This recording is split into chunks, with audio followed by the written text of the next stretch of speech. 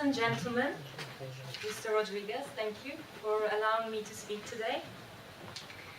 So I'm here representing the Balochistan Human Rights Group on behalf of this group.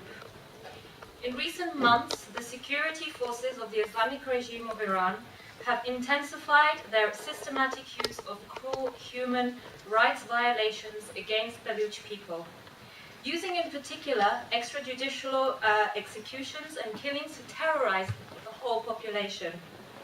Worse still, the Iranian authorities systematically target young Baloch men for first trapping them and illegally detaining them, accusing them of drug trafficking, to then obtain confessions through the use of torture. This labeling of innocent civilians as drug trafficking is a well-known strategy used by the regime in Tehran. It eliminates the Baloch people and has been used by the regime ever since it has seized power.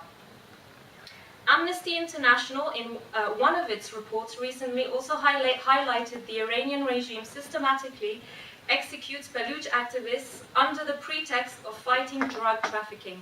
And I have references here and links if anyone wants copies of my talk, I can give you. So national and international media, as well as the international community, remain silent and fail to improve or even just acknowledge the atrocious human rights situation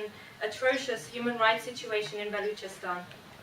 Leaders of the Islamic Republic of Iran interpret this silence as a sign of approval, or at least disregard for the gross human rights violations perpetrated against Baloch civilians.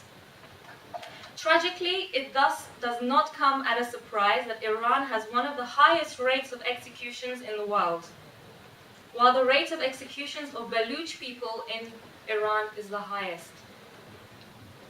One example for this deplorable situation is the case of a group of young Baloch fishermen being just an ordinary crew on a fishing boat on the Gulf. They were arrested, accused of drug trafficking. Later they were executed, following a kangaroo trial and without them having had access to defense lawyers or a judge.